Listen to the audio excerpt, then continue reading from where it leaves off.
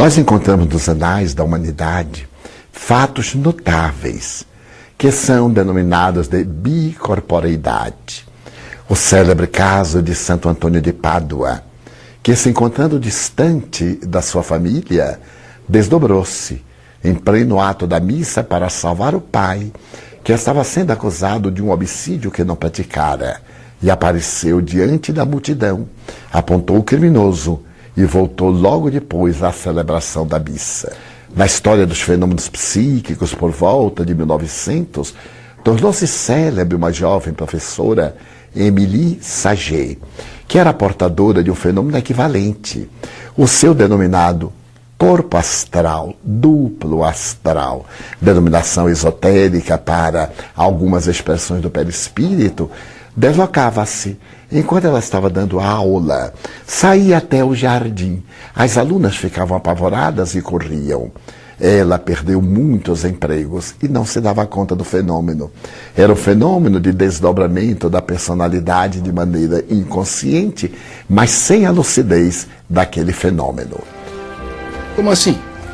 Eu sei que vai parecer estranho, mas eu sonhei com esse lugar. Essas flores, tudo é lindo. Portanto, mais tarde se pôde estudar nos desdobramentos reais, e Ernesto Botzzano estudou os muitos, em que o indivíduo pode aparecer a outros mesmo estando vivos, encarnados. Por isso, ele publicou um livro notável, que se chama Comunicações entre Vivos, de pessoas em estado de coma, pessoas adormecidas, que nada obstante desdobram-se, e recuperando a lucidez do espírito, porque o corpo é que se encontra imobilizado, comunicando-se com aqueles que eram os experimentadores. O Espiritismo considera perfeitamente válida as manifestações dessa natureza quando autênticas. A aura é uma espécie de halo luminoso, um conjunto de radiações que circunda e interpenetra todo o nosso complexo fisiopsíquico. Conhecida também como psicosfera, fotosfera psíquica, veículo ou túnica de forças eletromagnéticas, ela é composta pelo conjunto de emanações dos diferentes campos multidimensionais ou corpos. Apresentamos aqui uma visão total de sua forma ovalada, onde temos o corpo físico, o duplo etérico, o corpo astral, o corpo mental, o corpo causal e os centros de força. Através da animação em 3 dimensões, podemos notar com maior clareza que a nossa aura não começa na superfície do corpo físico. Ela é formada por camadas, conhecidas como campos sutis ou campos dimensionais. O corpo físico é a parte mais interna do nosso complexo. As camadas mais externas e sutis revestem e interpenetram todas as estruturas das camadas mais densas. O corpo mental envolve o corpo astral, o duplo etérico e o corpo físico. Na cor amarela, vemos a aura mental, de cor rosa, a aura astral, e na cor azul, o duplo etéreo. Essa atmosfera fluídica envolve todo o nosso sistema físico, revestindo os órgãos, tecidos e células com energias vitais, astrais e mentais. Dessa forma, o pensamento circula por todos os escarninhos do nosso sistema orgânico e psíquico. Na medida em que pensamos, automaticamente alteramos o nosso campo celular. Todos os estados de bem-estar ou de enfermidade são consequências dos conteúdos mentais e emocionais. Sua multiplicidade de cores, suas formas e alterações, quando analisadas e estudadas, podem indicar os estados de saúde e emocional do ser humano.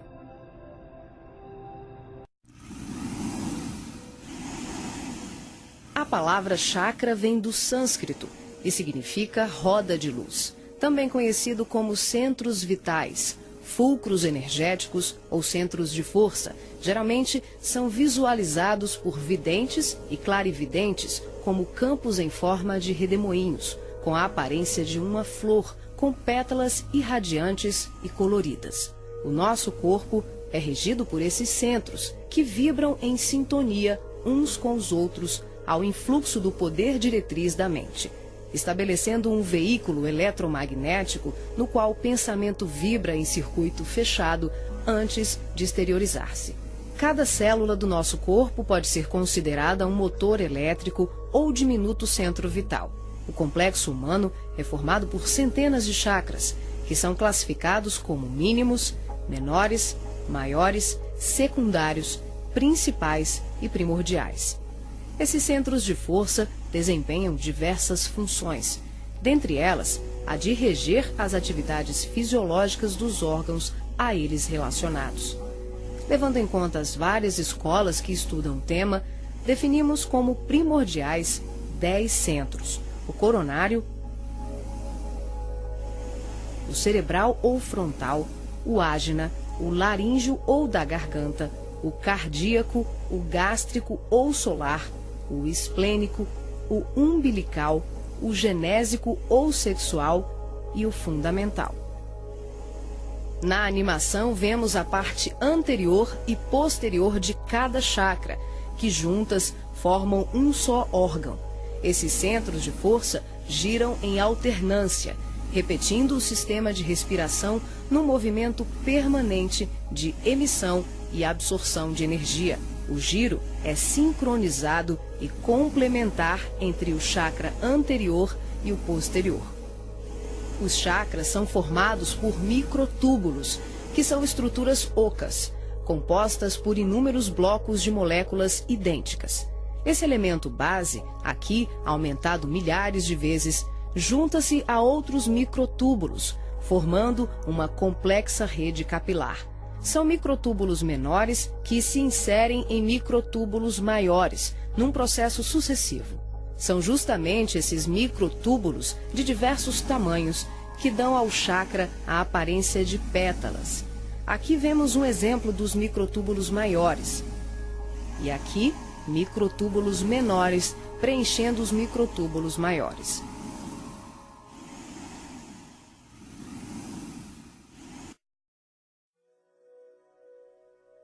Assim como os chakras, a aura também é formada por microtúbulos, que podem ser vistos com maior precisão no duplo etérico. Os microtúbulos se afunilam, ficam cada vez menores e penetram os poros das membranas celulares. Como os citoplasmas das células é constituído em grande parte por água, que é uma das substâncias mais suscetíveis à magnetização, podemos concluir que o nosso bem-estar ou os nossos males físicos são frutos da nossa forma de ser e pensar. É assim que as vibrações positivas ou negativas geram saúde ou doença em nossas vidas. Tudo é resultado da direção e da qualidade que damos às nossas correntes mentais. Nessa animação, vemos através da aura e dos corpos. Os chakras estão ampliados e representados como lunetas se expandindo. Podemos observar o sincronismo das camadas mais externas com as mais internas. Temos os campos ligados ao corpo mental em amarelo, ao corpo astral em rosa e ao duplo etéreo em azul. Os centros de força das camadas superiores envolvem completamente os centros das camadas mais densas. Cada parte da luneta está contida na outra. Os microtúbulos maiores são preenchidos pelos menores.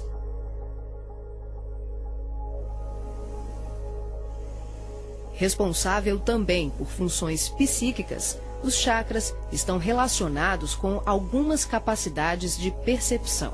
São núcleos importantíssimos em vários processos mediúnicos, formando uma rede complexa de assimilação, armazenamento e emissão de vibrações ou energias mentais ou sutis. Os centros de força podem ser considerados portais dimensionais, por onde fluem as correntes mentais que assimilamos e emitimos em regime de sintonia durante as diversas manifestações medianímicas.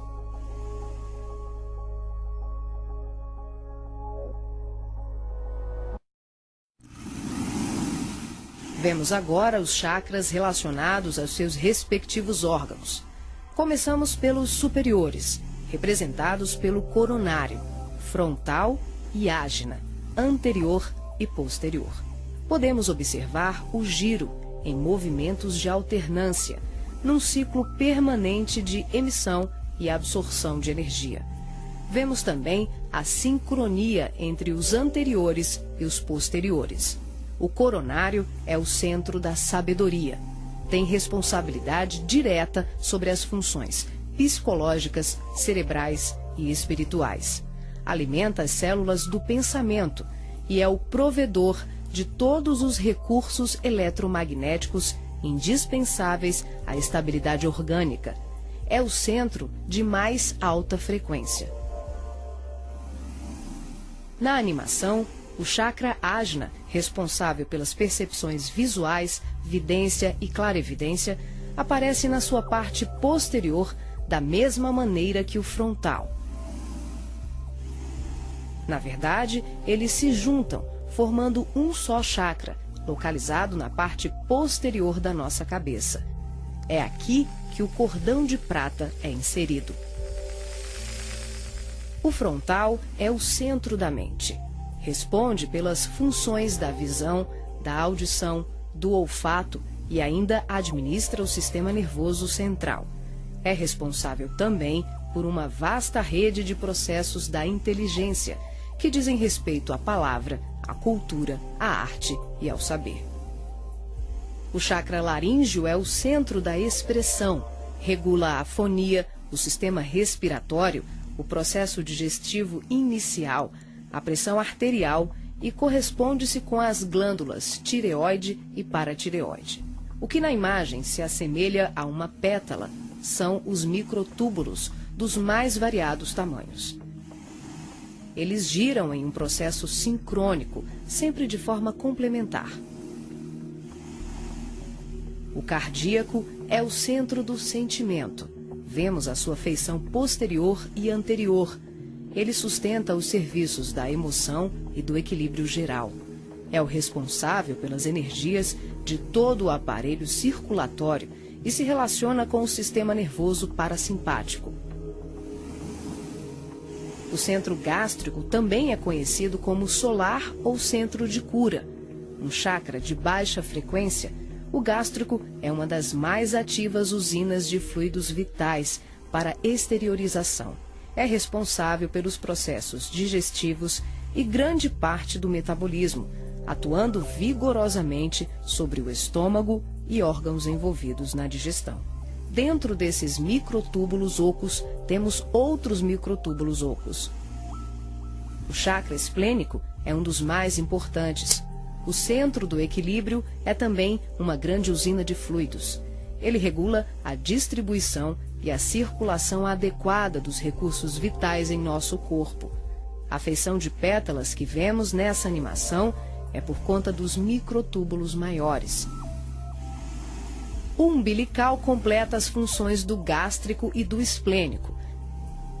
Na sua parte posterior, ele é menor. Nós ampliamos para demonstrar de forma clara como esses chakras se interagem.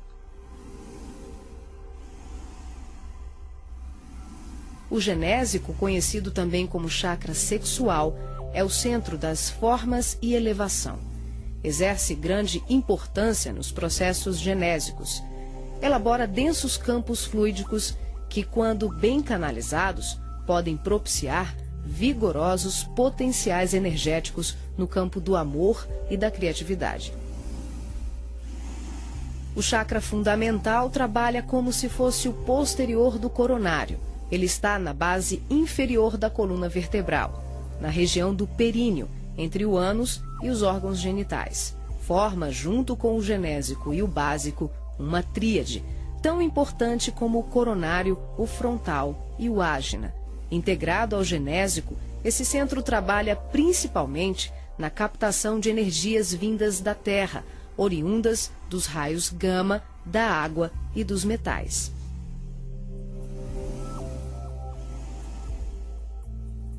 Nessa animação, representamos o processo de desdobramento dos diferentes corpos. Vemos aqui a projeção ou saída dos corpos sutis do homem. O corpo físico permanece. O duplo etérico, o corpo astral e o corpo mental se exteriorizam. Os fios coloridos dão enfoque ao funcionamento dos cordões fluídicos, que são os responsáveis pela interação entre os corpos. Para ressaltar os fluxos mental, emocional e vital, subdividimos o cordão de prata, que assimila todos os fluxos, em 3. O cordão de prata propriamente dito, que liga o corpo físico aos demais corpos sutis, aqui representando apenas o fluxo mental. Em amarelo, o detalhamento do fluxo emocional.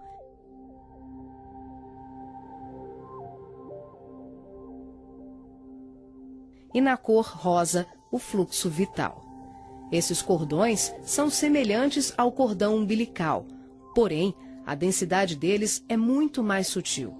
São, por assim dizer, vaporosos, uma espécie de laços aeriforme, luminescentes, e varia de acordo com a dimensão da região espiritual onde o ser se encontra. Quando ocorre esse tipo de desdobramento em que o duplo etérico, o corpo astral e o corpo mental se deslocam juntos, o médium não consegue alcançar grandes distâncias, devido à densidade do corpo etérico, que, em síntese, são emanações neuropsíquicas do corpo físico. Dessa forma, o espírito fica nas imediações do organismo carnal, e sua saída ou projeção é geralmente por tempo limitado. Esse fenômeno é muito comum no sono e também em desdobramentos parciais durante os trabalhos mediúnicos.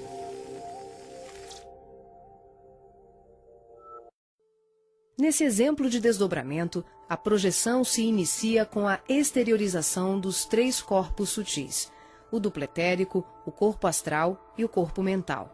Em seguida, o passivo devolve ao corpo físico os eflúvios vitais, conhecidos em seu conjunto como duplo etérico, que tem como uma de suas funções assegurar o equilíbrio entre a alma e o corpo de carne, garantindo o calor indispensável à colmeia celular. Desembaraçado dos veículos mais densos, corpo físico e duplo etérico, o médium se desloca com o corpo astral, envolvido pelo corpo mental e pelos outros corpos mais sutis, aqui não representados. Ao devolver as energias neuropsíquicas, o médium projetado fica, por assim dizer, mais leve e ágil, o que lhe permite uma melhor condição de trabalho e observação, além de lhe possibilitar o deslocamento para regiões diversas. Ele pode viajar para qualquer lugar do espaço, incluindo o plano físico e o extrafísico. O corpo astral, envolvido pelo corpo mental, fica permanentemente conectado ao corpo físico pelo cordão de prata, que também é conhecido como cordão fluídico. Trata-se de um laço, um feixe energético extremamente flexível e expansível, que é formado de microtúbulos, a exemplo dos chakras, e mantém um fluxo energético bidirecional entre os corpos densos e sutis. Esse fluxo vibratório de nutrição faz com que o espírito perceba, de imediato, tudo aquilo que possa vir a ocorrer ao corpo físico durante o desdobramento.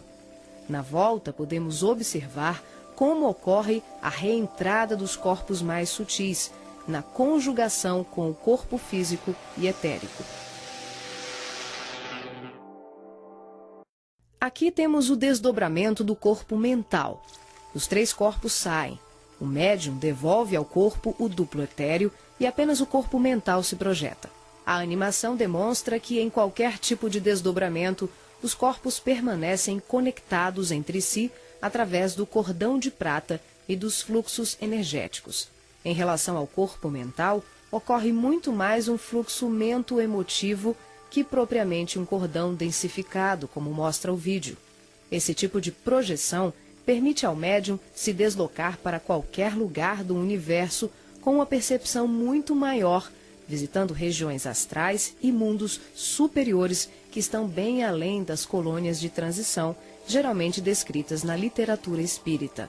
O corpo mental é o envoltório sutil da mente. Tem a forma ovalada ou ovoide, que define o formato da totalidade da nossa aura. O mental também é o responsável pela formação do corpo perispiritual ou corpo astral. É o corpo que permanece quando perdemos os demais corpos, por avanço evolutivo, por desequilíbrio profundo, como na ovoidização ou em operações atinentes a certos renascimentos na crosta terrena. É por essa razão que os espíritos que perderam os corpos mais densos, corpo físico, duplo etérico e corpo astral, por monodeísmo, permanecendo envolvidos apenas pela túnica mental, são chamados de ovoides ou esféricos. Essa animação exemplifica como se dá a interação por expansão da consciência, sem que haja nenhuma dissociação dos corpos densos e sutis. As percepções dos mundos astral e mental, além das comunicações mediúnicas especiais, como a recepção de correntes de pensamentos, podem ser realizadas sem que haja o desdobramento de nenhum dos nossos corpos. Esse fenômeno se manifesta pela expansão simples e ampla da consciência. É um processo interior, de qualificação e sutilização do medianeiro, um acesse. O ser vê, ouve, percebe e interage com outros seres e diversos mundos, sem que ocorra uma saída, uma viagem, um deslocamento. O espírito pode estar em vários locais ao mesmo tempo e perceber, tomar conhecimento de tudo o que o cerca e tudo o que o envolve a grandes distâncias. É o todo em cada parte, é cada ponto contendo o todo.